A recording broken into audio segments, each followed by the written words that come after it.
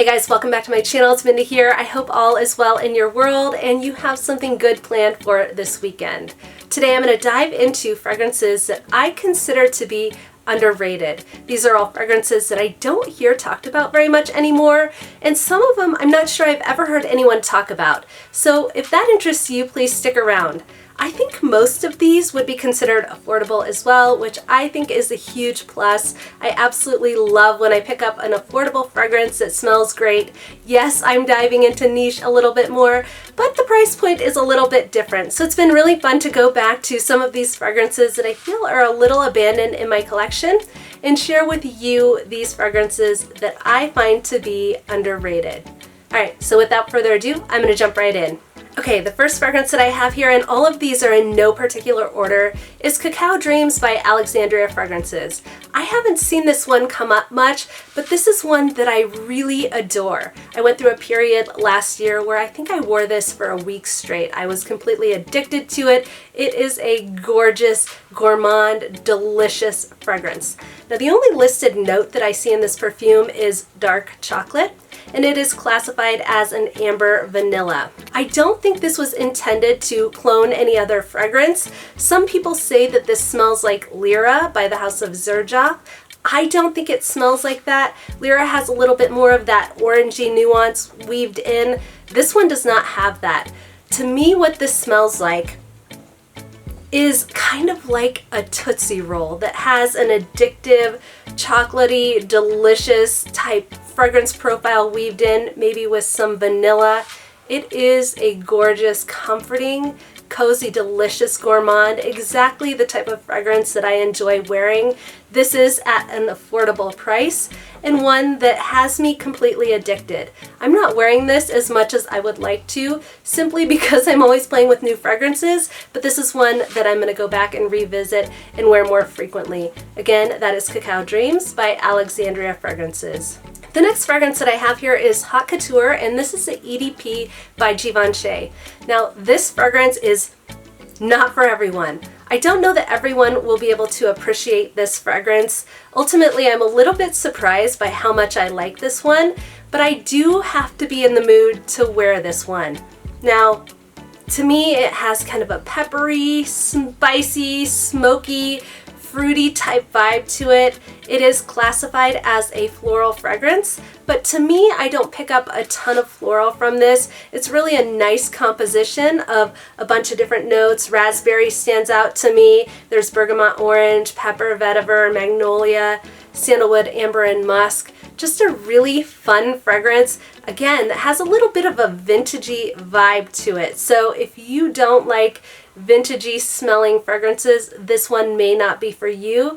I think certain people will enjoy this one. Some people are gonna hate it, but I like it. It just gives me a nostalgic feeling, a little bit of an addictive concoction here, and one that I really enjoy wearing from time to time. I'd love to get my nose on the EDT because I get the sense that that one's a little bit lighter, maybe a little bit fruitier, a little bit less smoky. Some people complain this one smells like a cigarette. I see where they're coming from because of that smoky vibe, but I think it is a great composition, fun one to wear. Again, that is Haute Couture EDP by Givenchy. The next fragrance that I have here is Mauboussin Elixir pour Elle. I rarely ever hear about this one, although I know that Queen Ken's has spoken about this one a couple times on her channel. I really like it.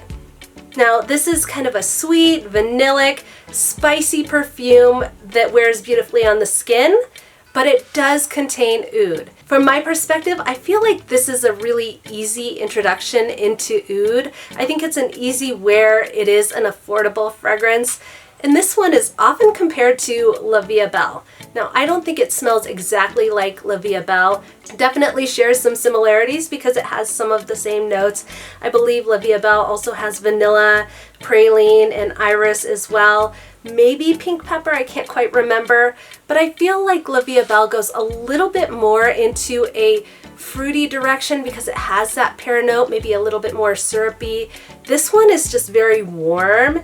It's very cozy. I like the way the oud, the vanilla, and praline are done here. So if you're looking for a fragrance that has that warm, cozy feel to it at a very affordable price, definitely check out Mauboussin Elixir pour Elle. The next fragrance that I have here is Mongolian Sensual. And yes, I know that Mongolian is a commonly spoken about fragrance, but I don't ever hear much about the Sensuelle.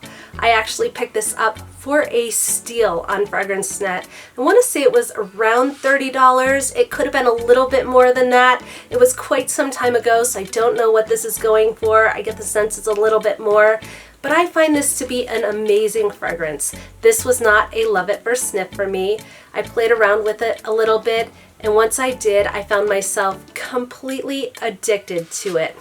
I haven't done a side-by-side comparison with this and the original Mongolian EDP for quite some time, but I recall having a preference for this one. I don't quite remember if it's the lavender is toned down a little bit here, or maybe the vanilla is amped up. This one is sophisticated. It's very classy. It is a beautiful scent that makes me feel really good to wear.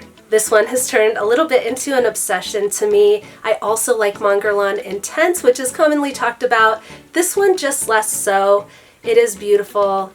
There is Tahitian vanilla, lavender, benzoin, sandalwood, tonka bean, all of which are great notes. They make this a beautifully sophisticated fragrance. This one's warm, but it's light, it's sweet, it's comforting. This could easily be a nighttime scent, one I really enjoy. Again, this one is Mongolian Sensuelle by Guerlain.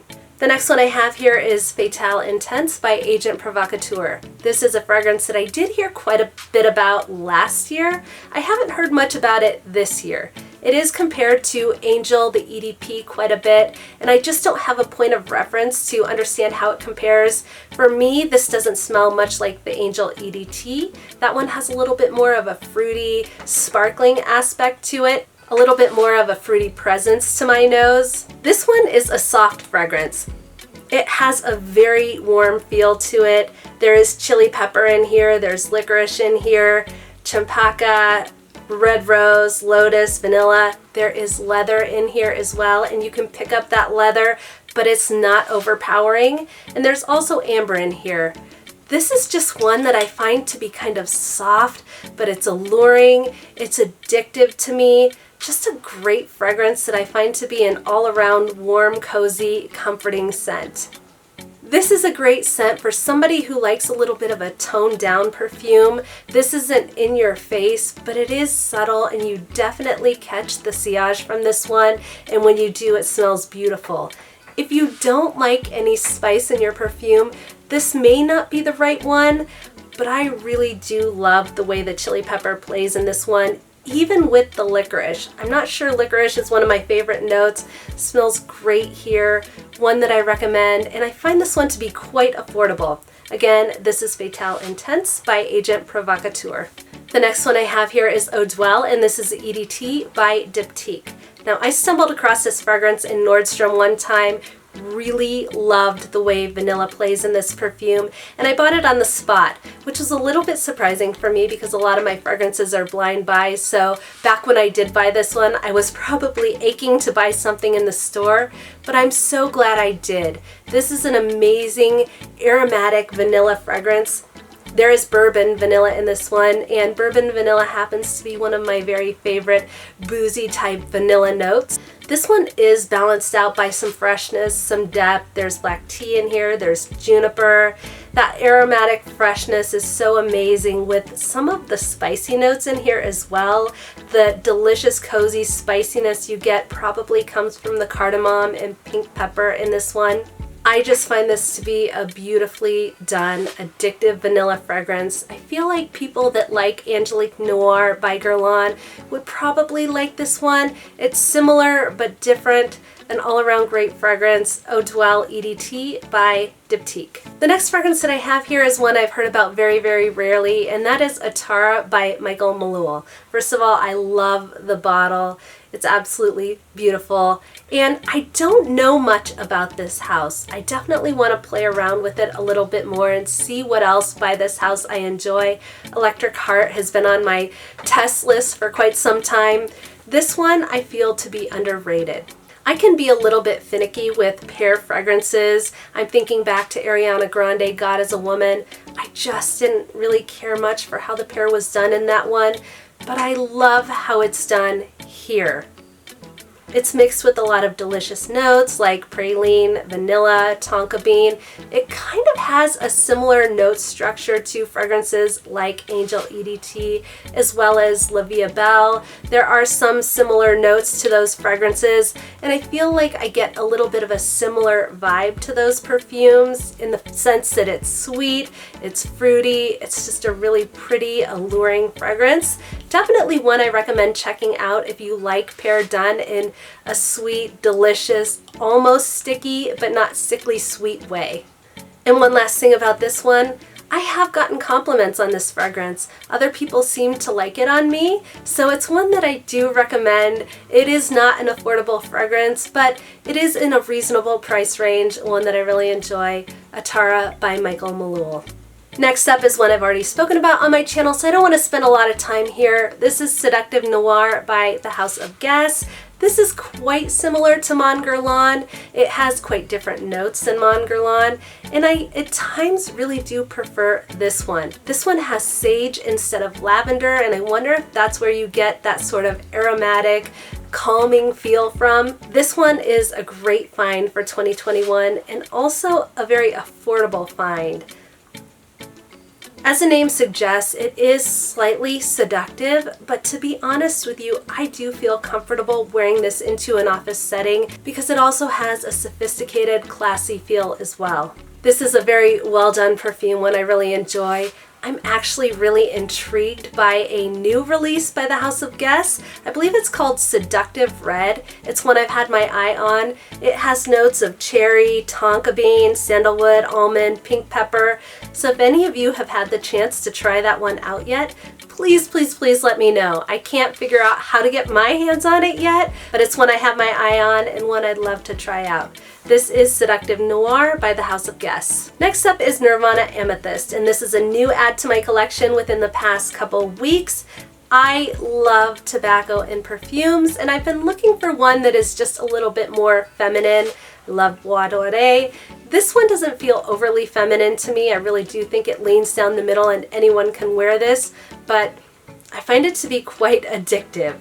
There's honeysuckle in here, combined with the honeysuckle sweetness, the woodiness in here, that gorgeous tobacco presence that I don't find to be heavy at all, is just a cozy, comforting, beautiful, sweet, intoxicating composition. This one is great for people who like rich, dark, sweet, kind of spicy perfumes. One that you can pick up at a very affordable price. Nirvana Amethyst by Elizabeth and James. The last perfume that I have here today is James Bond 007 for Women by Eon Productions.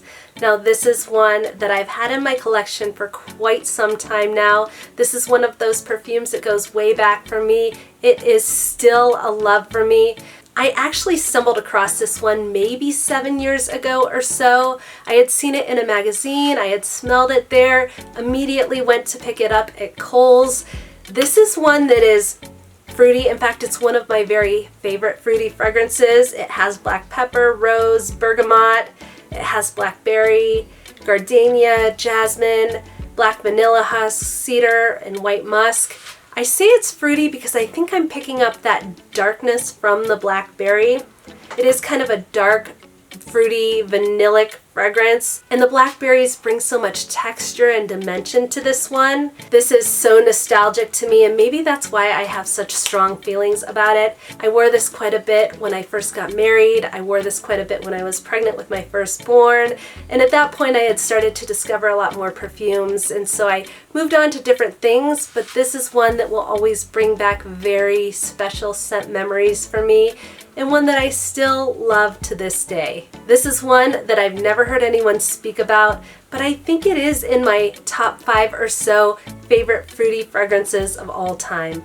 Again, that is James Bond 007 for Women by Eon Productions. Alright guys, thank you so much for tuning in. As always, I truly appreciate you. I hope you enjoyed this video of fragrances that I find to be completely underrated at this point, fragrances that I totally love. If you enjoyed this video, please go ahead and give it a thumbs up and consider subscribing to my channel. I hope you have an amazing weekend. I hope you have a lot to be grateful and thankful for. And until next time, I'll see you soon.